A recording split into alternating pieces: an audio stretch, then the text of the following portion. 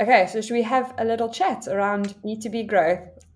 Let's do it. I'm excited. Okay, so I kind of think we should start with your backstory. How did you get to where Yeah, you are today, and why did you decide to start B2B? that's a good question. I have quite a strange background, actually. To be honest, I didn't do that well at school. Wasn't a complete failure, but definitely underperformed alongside like what my parents probably expected of me. And it's definitely compared to my older brother, who actually went to Oxford Uni, studied maths, got a first class degree. He's like a bit of a brain box. So didn't love school, to be perfectly honest. And I did go to university. Looking back, I don't know if actually that was the best choice for me, but it was kind of didn't really have a choice at the time. It was like, this is just what you do. I studied music at university, and this is something that I actually really, really enjoyed studying. And I kind of realized at that time, you know, I finally found something that I was actually really passionate about studying and getting really stuck into. So absolutely loved that. Had a great few years. Came out with a pretty decent grade, which was great. And then I got to the end of that, and I was kind of like, the options there are to either become a pop star or, which would have been fun, but I'm I probably not good agree. enough. And then the other option is to be kind of like a session musician and like part time do session work in studios and play in people's bands. And then generally, what people do is they become a teacher the rest of their time. And that sounds fun. And I've got lots of friends that did that, but it just wasn't for me. So I knew that I wanted to get into the, I guess, professional kind of corporate world. And I basically ended up falling into the career path that everyone does when they don't know what they want to do, which is they work as a recruiter. So they help other people find jobs because they don't know what they want to do themselves. Um, and I was in recruitment for 6 years. I really enjoyed my time there. I learned a lot about people, business, just kind of basic commercial agreements, contracts, and stuff like that. I think it's a really good training ground for anyone to go through at the start of their career, actually. So I worked for two different firms in the insurance market, very specialized. We worked with actuaries, which is kind of like a very niche specialism.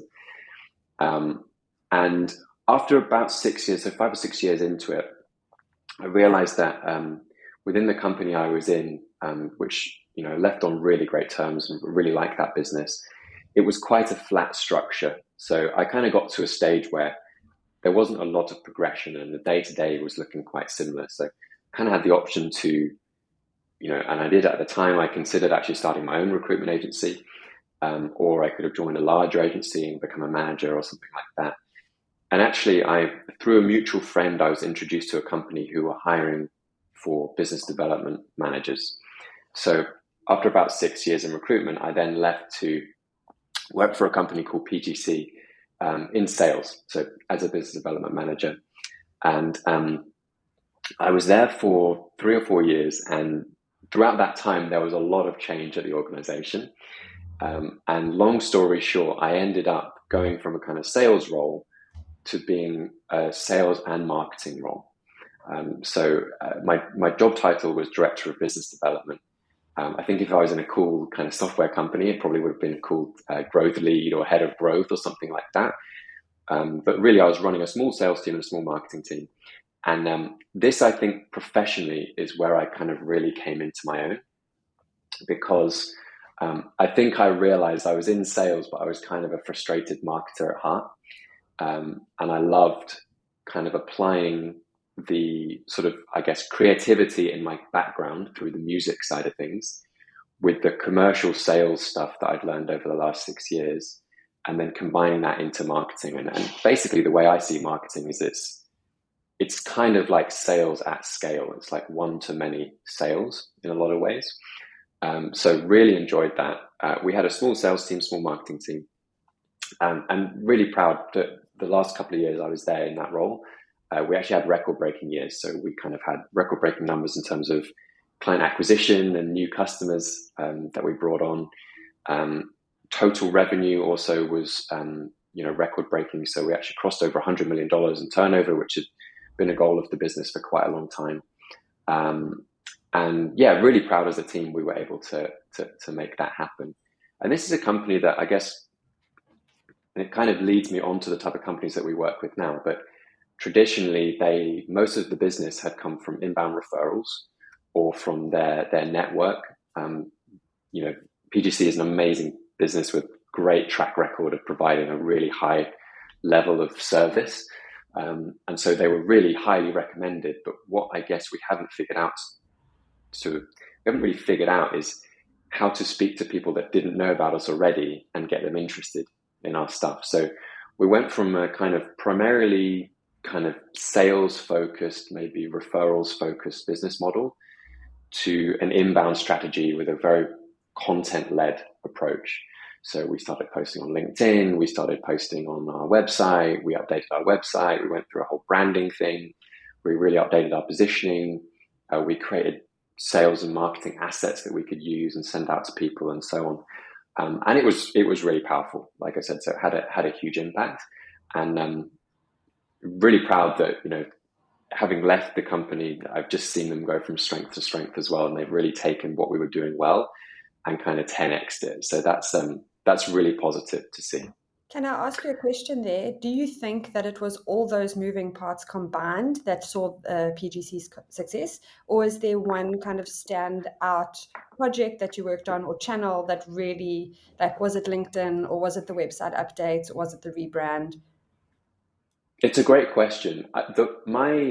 What I've realized after, about 10 years of doing this stuff, what I've realized is the most important thing by far is figuring out your market message and actually communicating that effectively with your audience.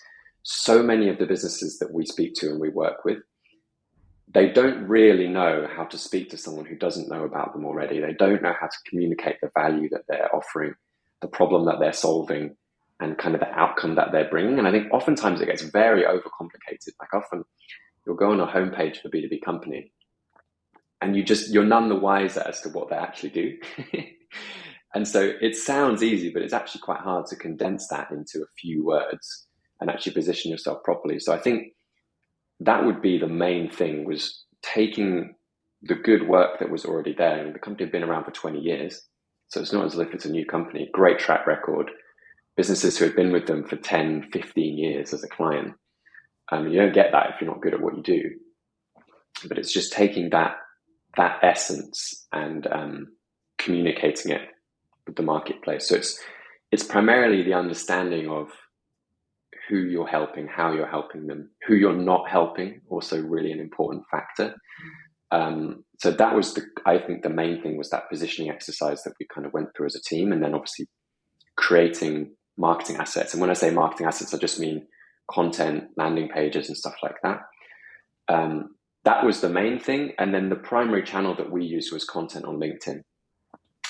So this was a few years ago as well, when I think LinkedIn was even earlier on in its kind of growth, and it was pretty easy to generate a following quite quickly. We also sell to the recruitment market as well. So a lot of recruiters are on LinkedIn already. So it's kind of an obvious fit there. But yeah, to answer your question, I think the positioning and market message and finding resonance, which is what we talk about a lot now, is by far the most important aspect. Yeah, I think it's so true, because especially in the B2B space, so many companies just add like fluff and waffle to their websites, and you read it. And even after reading an entire homepage, you still are actually none the wiser about what they do. And sometimes I when agree. you're in the business, it's really hard to articulate what it is that you do. So like having an external growth consultant is super valuable. It's someone with a fresh perspective who can call a spade a spade. Yeah. Well, I think the difficulty is, and I've been in this position, that you don't know where to start. So you just need someone to give you a framework to follow. And often what we've discovered, I think, is that all of the information and knowledge is in the business. Like, people have been doing this a long time. Often they are genuine thought leaders in their industry. And you know my thoughts on the term thought leader, but they are genuine thought leaders in their industry. So there's a lot of gold there, and you just need a kind of simple framework to sort of unlock that. And I think we really overcomplicate it. Marketing and positioning is mostly about the transformation that you provide to your customer. So all businesses will take someone from point A to point B, so where they were before working with you to where they were after working with you, and what are the characteristics of those two states. And so in its most simple form, that's what marketing is. And so that's what we're really trying to distill for companies and then help them just put it in some simple content and write it up. It makes me think of one of those very old school, like very mark ads, or like, do you know those infomercials that you would watch on TV in the morning? And it would be like, Yeah. this vacuum cleaner will remove the stain. Like, it's that simple. Like, Yeah. before and It, after. I think so. I think the one that I always use is the fitness Okay. industry, because these have really obvious before and after. So it's like overweight, unfit, um, struggling to get out of bed in the morning, can't play with your kids, things like that. Like that's kind of impactful before state, and then the after state is like ripped six pack, men's health cover, like all the energy in the world, etc., etc. I think that's a pretty obvious one that people can wrap their head around. But all businesses do that. Like if you're an accounting firm, you're taking someone from stressed, overwhelmed about their finances in the business, probably overpaying tax, to a point where they're tax optimized, they understand what's going on, they can make good decisions. So just getting clarity on that transformation. That's amazing. Such an important message. Okay, can you tell me the next step? So after PGC, then what happened? Yeah, so after PGC, I got to a point where I'd known for a while that I wanted to start my own business, and it just felt that it was the right time to do that. And so I launched a marketing agency called Teranga, which is an SEO agency which is still running today. So this is 3 years ago now. And the reason I did started with the marketing agency is that I knew I wanted to launch my own business. I wanted to have something that was a low barrier to entry, so I didn't need a huge setup cost. It's not a software company or something like that. If I wanted to, I could afford to fail at it for 6 months and not go bankrupt. So that was why it felt like a good choice. And then also SEO. The reason we picked SEO is I didn't see that many people talking about it, and so a lot of marketers will focus on like more kind of channels that are more instant gratification, whether it's paid ads or Google ads or something like that. And so we picked SEO as a niche. And I think that's actually served us really well. To come back to the positioning, it's just very clear what we do and how we help people. So we launched it 3 years ago. We grew very, very quickly. So in the first year after our public launch, we went from nobody, apart from me in the business, to 8 people full time. We now have a team of 15 or 16 people, if you include all of our freelancers and stuff. And we're going from strength to strength. So yeah, that was the first business. Why a niche? Why did, like many marketing agencies are like doing everything? Why did you choose to niche on in SEO? Yeah, I think that mastery requires focus. So it's very hard to be good at lots of things at the same time, in my opinion. We had this joke, I don't know if it's still on our website actually.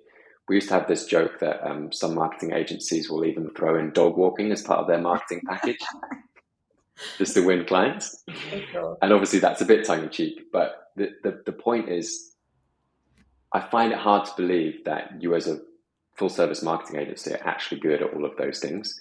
You might be. Maybe I'm wrong. Maybe I need someone to myth bust me on this one. But my opinion was, if we started with just one service and got really, really, really good at it, it means we can just focus all our energy on getting better and better and better at it.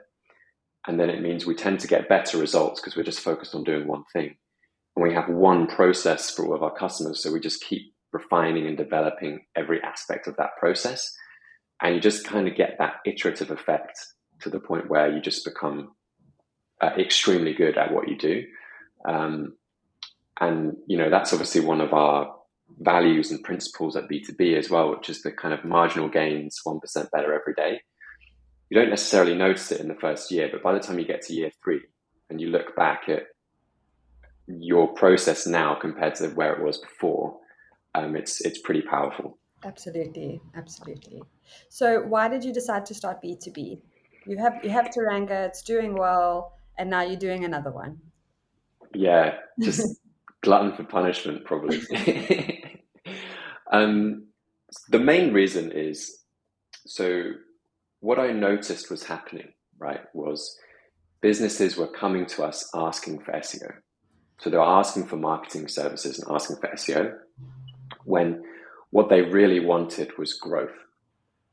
And actually, I know now that marketing is a piece of the growth puzzle, but it's definitely not the whole picture when it comes to growth. There's lots of different aspects there. Like I said, there's how you're positioning yourself, there's your sales process, there's actually how you deliver your service. There's all of these different aspects that feed into the growth puzzle. And I just felt with my experience, so I've worked obviously in-house in sales and marketing, I've run teams in-house, I've launched my own businesses, so I know what it feels like to spend my own money on marketing and need it to generate a return. And then across both companies now, I haven't done the maths on this, but my guess is we've worked with at least 100 companies, probably more like 200 or 300 companies. And so you get to look at all of that and distill what your kind of unique growth protocol is. So I was able to take all of that experience and knowledge and kind of condense it into a growth protocol. So now we work as B2B. The reason we launched B2B is we work one-on-one with companies and we help them apply a pretty unique approach to growth. And it's been really fun. We're having a great time. Amazing. Can you tell me a little bit about the growth protocol? Okay, we're not going to go into too much detail about it step by step what it is, but like what is your vision for the growth protocol?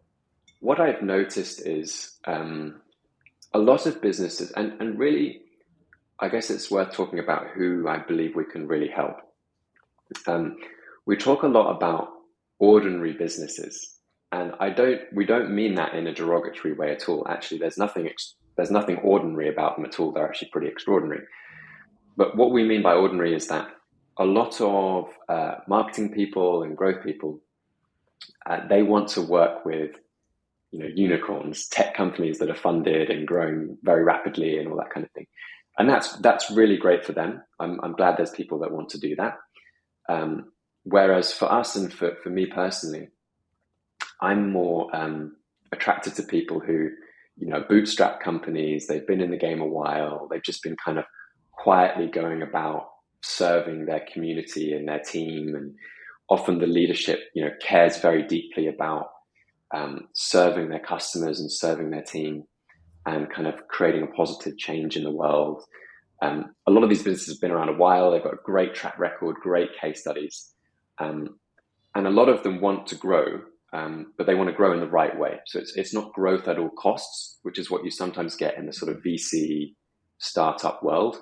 Just throw money at the problem and grow at all costs. Yeah. Which, like I said, it's a business model. Like it's just another way of doing things. I don't personally enjoy being in that environment, but for some people, that's exactly what they want to do. So yeah, these companies, they want to grow in the right way. They want to position themselves in the right way. They want to work with the right type of customers, and just slowly improve over time. I mean, you can see rapid growth, but it's not growth at all costs. So what I've noticed about a lot of these businesses is that they often have a great track record, but like I said, they've never figured out how to speak to cold audiences and convert them into warm leads and customers. And so a lot of them get into a cycle of what I talk about as doing marketing. And what that means is it's like, we need to grow. Let's do some marketing. So let's start a podcast. Let's run PPC ads. Let's do some SEO. Let's post on LinkedIn. Let's set up Dripify and do some automated outreach on LinkedIn. And all of these activities, or buy HubSpot. That's the word. I have a bit of vendetta against HubSpot. Maybe we'll come back to that later. But I lost my train of thought now. They do all these things. So they're buying HubSpot, they're building a new website, they're posting on LinkedIn. Doing marketing, exactly. And it very rarely leads to growth because you're just And it often leads to frustration and spending a lot of time and energy on these things and not getting the result that you want. 9 times out of 10, it's because your message is not resonating with your audience. So all of these things are good. Podcasts are great. PPC, Google Ads are great. SEO, great. Posting on LinkedIn, great. This is all good stuff. But you need to take a few steps back first and position yourself properly and create the right marketing assets so that when you do your marketing, when you're doing marketing, which is basically just a way of getting attention, that's the way to think about it. You're getting attention to the right thing. You're getting attention to something that resonates properly with the audience and actually generates the result you want, which is growth, customers, profit, etc. So for me, it's actually about generally coming into these companies, doing less marketing. Let's just focus on one or two things, but do them really, really, really well in the most kind of efficient way. And that changes over time. Like, it depends. Different channels and different businesses have different opportunities at different times. So it's not going to be exactly the same for everyone. But it's usually about doing less things, doing them better, and positioning yourself properly to a point where your message is resonating with the market. I think another thing that we've noticed, and it ties into what you're saying, is that if you're doing all the things, it's really hard to like attribute what you're doing to success or failure. So I don't know if you can just kind of talk about that a little bit, about the importance of figuring out what's working and what's not. Yeah, it's a big problem, I think, in the B2B marketing world is attribution. You know, and it's even harder in big companies. We tend to work with sort of, I would say, small SME size businesses. So typically less than 50 people in their internal team, typically revenues of up to 10 million, maybe 20 million, something like that. So not huge organizations, not tiny, but not huge organizations. But the attribution piece is really difficult. Like, how do you know what's working and what's not working? And it's one of the issues when you're doing 10 different marketing activities as a SME company.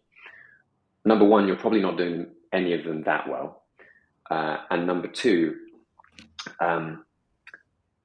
you don't know what's working. So generally speaking, you get left in a state where you just kind of get in a cycle of doing more marketing. So you tend to just hop from channel to channel and you never really see the impact that you want. And it's the same, a lot of people will hire a marketing agency in this state.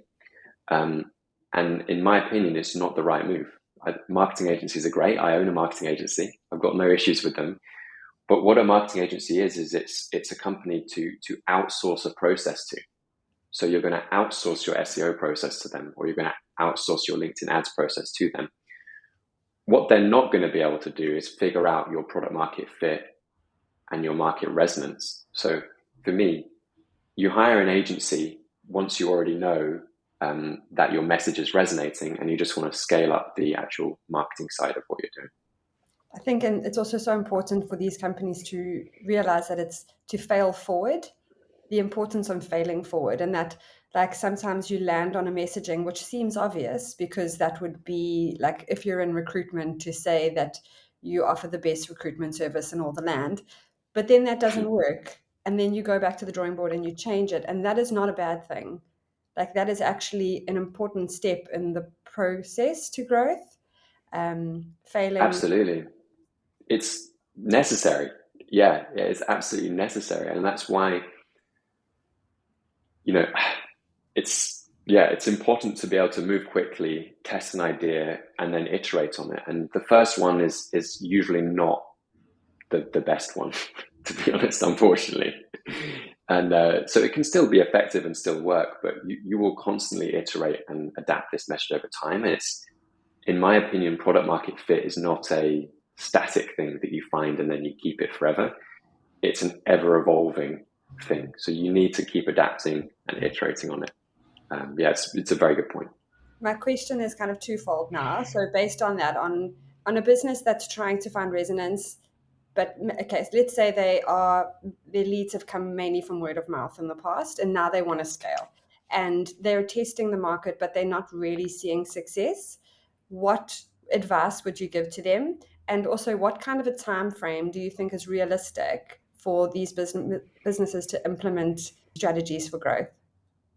Yeah, great question. So what I'll tell you what we do and our approach that we take. So when we bring on a new partner to work with, or when we're teaching someone kind of our methodology, um, phase one is always about discovery and positioning. So typically what we're doing is we're interviewing all the senior leadership team. We are interviewing our customers, ideally ones where we've got a great case study. The benefit there is that that content, that interview content can be recorded and then it can be used in your marketing materials if you want it to be. So it's kind of, I guess, twofold there. You're speaking to your customers, so you're asking them questions around how you actually help them, the problems that you've solved, the outcomes that you've brought, the impact that you've had. And often it's not exactly what you expect, by the way. So it's a really useful exercise to go on those customer interviews. But you're also recording it and you'll write that up as a case study and then you'll use that in the future. So phase one is really trying to discover exactly who you are going to go after, who you can help, how you help them, etc. We start by interviewing customers and then we write up case studies. And those case studies become some of your foundational marketing assets. Generally speaking, people want to see that you've done this thing for other people. The more people you've done it for, the better. So just, again, we like to write these up in a very simple manner. So often I've been on customer websites and I've been to their case studies and I don't know what they've actually done. It's very flowery. It's a long piece of prose that I'm not really going to read through. So for me, it's the most important things that the before, so the bullet points ideally on the before state, bullet points on the after state, like what happened after you worked together, and then some details about the process that you went through together, and ideally some proof. So whether it's screenshots, a video interview, a testimonial, etc., etc. So case studies, that's what we do initially. Once we have those, we do something we call a product market fit hypothesis. And it sounds very flowery. It sounds very flowery. The reason I like using the word hypothesis is it gets you thinking in that scientific mindset, right? Which is all about testing and adapting and iterating and experimenting. So that's why I like using that term. It's not just because I'm a douche and I love making myself sound smart. So we've come up with a product market fit hypothesis. Generally, that is an exercise of actually going through and writing down the niche that we're targeting, the problems that we're solving, the outcomes that we're bringing, the case studies, etc. And we call this a growth Bible as well. It's basically a document that contains all of the information that we need to actually execute on a growth strategy. We then use that to create one foundational piece of content, which we call a sales letter or a video sales letter. And the purpose of that document or that video is to encapsulate your proposition in one document or one video. So now at this stage, we've positioned ourselves. We've got a bunch of case studies, the more the better. We've got our product market fit hypothesis document, and we've also got our video sales letter or a sales letter. I love personally using video. I think you can translate a lot with video, but it doesn't have to be video. The final stage of this first phase is then to add those to the website so they're publicly available. So add your case studies to the website, add your sales letter and your video sales letter to the website so that people who are coming to your website now have a really good understanding of your positioning, ideally, and they can see your case studies. And some businesses see an impact from that alone. There's one in particular that I'm thinking of who we worked with where we helped them write up case studies, and that alone led to an inbound influx of leads coming through LinkedIn. So we helped her write them up, the founder of the business. She shared them publicly on LinkedIn, and people came to her saying, "Oh, I'd like that as well, please." So that's phase one. Any questions on that before I move on to the next step? Do you have an example of a company that you've worked with that their messaging was off, and only when you've like kind of interviewed their customers and their senior leadership team that you kind of noticed that their messaging needed to be changed? Yeah, I'm not going to mention any names, Okay. but most businesses don't get this right, in my opinion. Okay. And it's difficult when you're in the weeds all day, every day. I think that's part of the problem. Sometimes it needs someone external to come in and say, you know, you think you're solving this problem, but this is the problem that you're solving. So there's one in particular. I don't want to give away too much of the details, but they have a software tool which has a number of benefits to it. So they create credentials for businesses, basically. So digital credentials using blockchain technology and stuff. It's a really cool product. And they have historically been focusing on one benefit that gets brought about from the product. And for me, it was not the most important benefit of using the solution. So we talk about in marketing, it was a vitamin, not a painkiller. So it's like a nice to have, a nice added benefit, but it wasn't the thing that's going to take the pain away.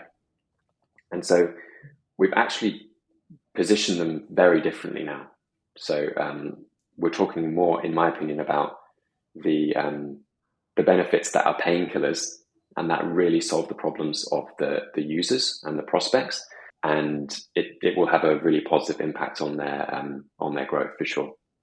I once attended a focus group for like a face cream brand, and they did this focus group where they had a new product and they wanted to launch it. And instead of saying this face cream will make you look 10 years younger, they said to the group, "This is our new face cream. Tell us what you want it to do." Because every moisturizing cream will make you look younger. That's so important, is to listen to the audience and say, like, what do you want to hear? Like, what is your biggest problem? Like, don't talk about your product, talk about the problems you solve. Exactly. And it's that transformation, right? Yes. Like we were talking about before. Nobody cares about your product or service. They just care about what it can do for them. So they just care, like, can it solve my problems? Doesn't matter if it's a software or a service or a physical product or anything. Can it solve my problems and get me what I want, the outcome that I want? Amazing. I'm going to take us on a bit of a tangent here. So Cool. you're quite vocal with B2B about wanting to build in public. Why do you want to build in public? What does that mean? If you could just elaborate Yeah, on that. totally. Totally. So I came across the concept of building in public from a number of other people that I've seen doing it. And I think it's really powerful. I love the transparency behind it. I mean, there's a lot of aspects to this. One is that when I started Teranga, just to be honest about it, I kind of just needed something that was going to make me money. Like I was leaving my job and I just needed something that was going to make me money. So it's very much about grinding and about finding something that would, that was the primary goal of Teranga. Initially, we've moved on now, so it's quite different now. We're thinking more about the long term and so on and so forth. We've got a great leadership team who kind of run the day to day of that business. I'm actually not that involved on a day to day basis, but initially, I'll be very honest in saying like it was there to try and make me money because I was leaving my job and I needed to eat. The benefit I have now with B2B is that I'm able to think, what do I want this business to be in 5 and 10 years time? Or even longer. And I'm thinking more about that long-term impact, and I'm able to have that long-term mentality, which is really, really exciting. So I've seen a lot of people building in public, but what I've typically noticed is that people tend to kind of wait until they're quite a successful business already.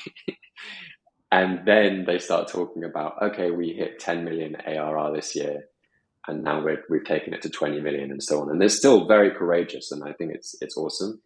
But I haven't really seen people in the sort of, like I said, ordinary business space, like B2B business space, who are building a normal business from scratch in public. So right from day one, we've been very transparent about everything that we're doing, the revenue numbers that we're hitting, where those.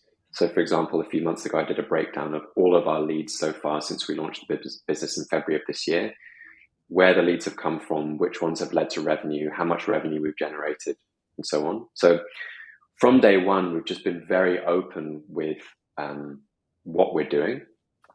And there's really two reasons for that. One is I think it's really valuable for people. So I think it's really useful, and I think people really resonate with the transparency. And there's an element of like putting your neck on the line there. I call myself a growth nerd or like a growth advisor or specialist.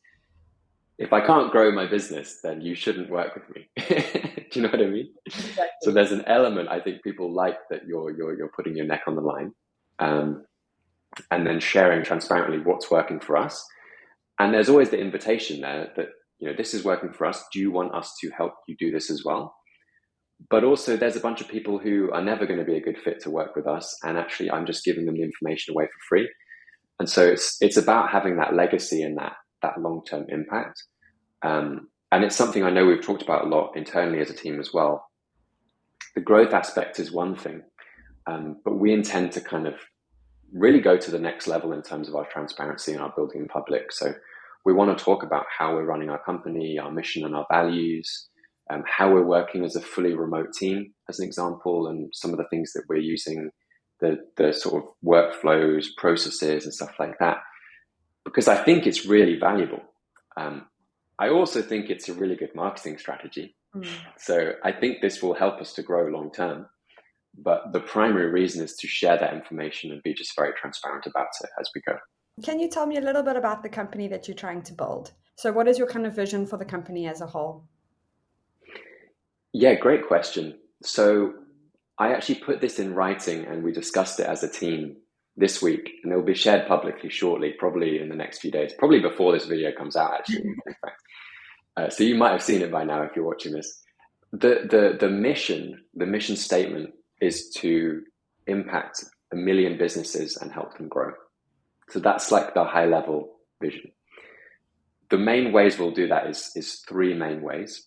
So the firstly is hands-on one-to-one growth services. So working with businesses one-on-one to help them grow, taking a kind of ownership mentality and potentially taking ownership stake in the business, whether that's revenue share or even, equity in businesses.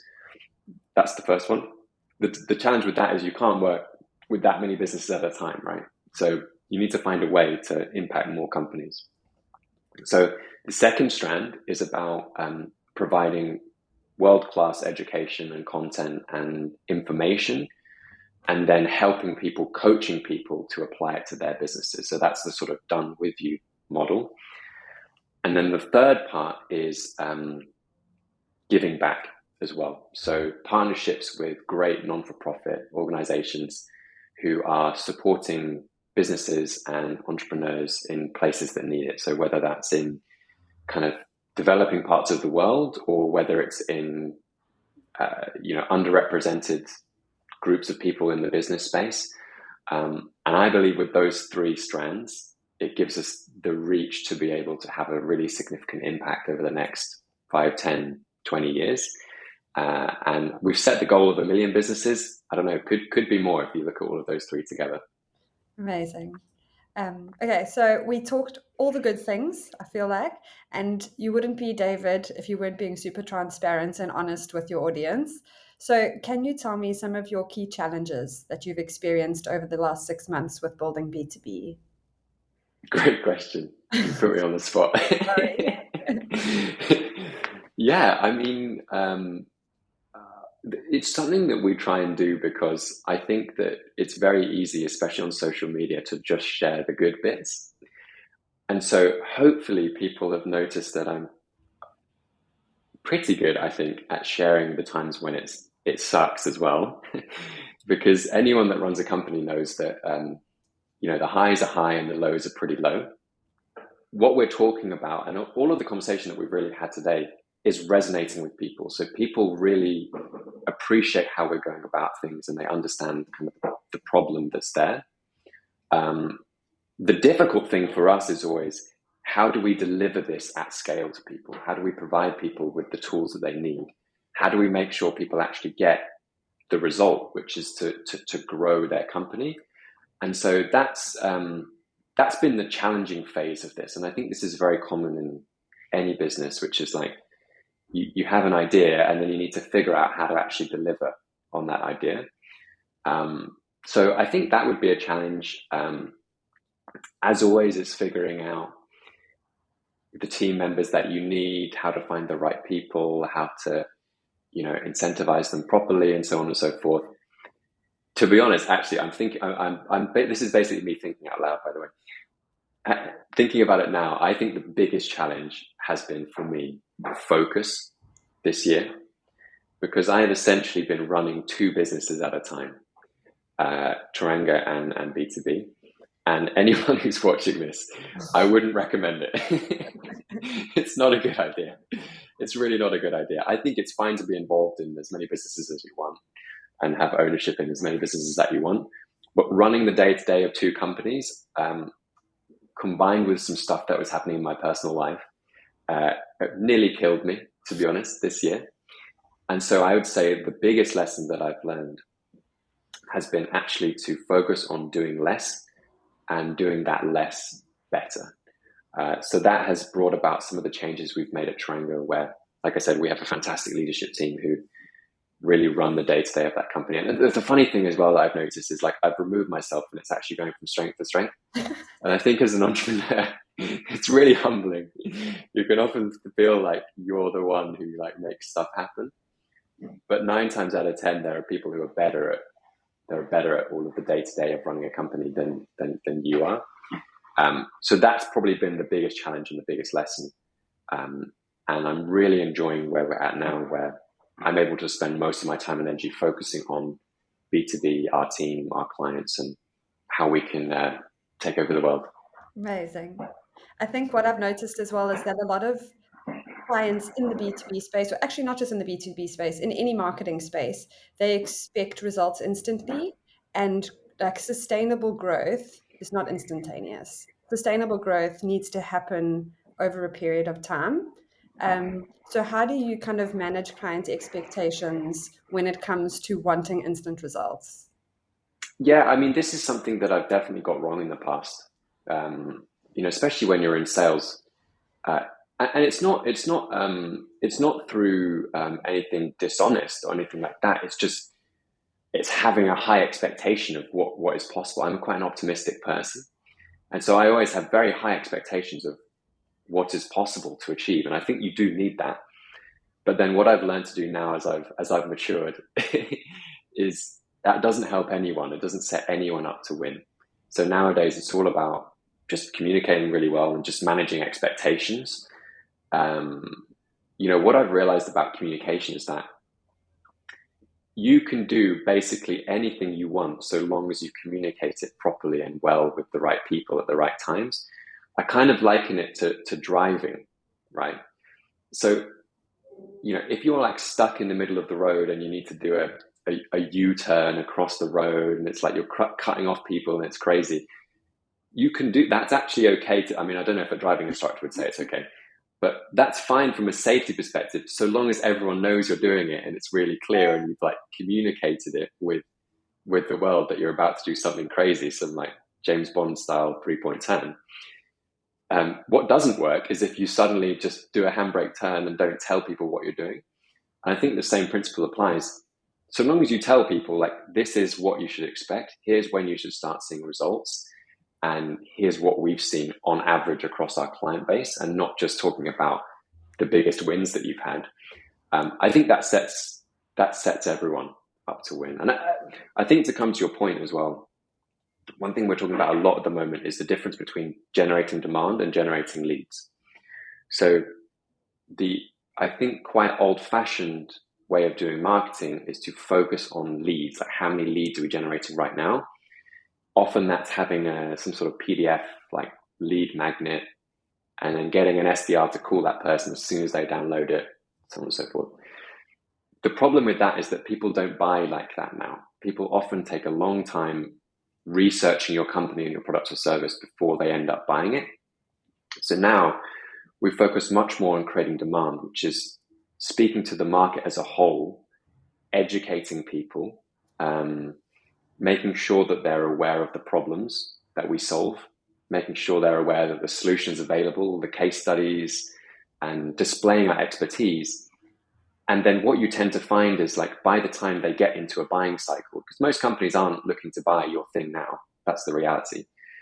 By the time they get to a buying cycle, they then see you as the best or the only option in the market, because you've educated them, you've told them about this problem that you solve.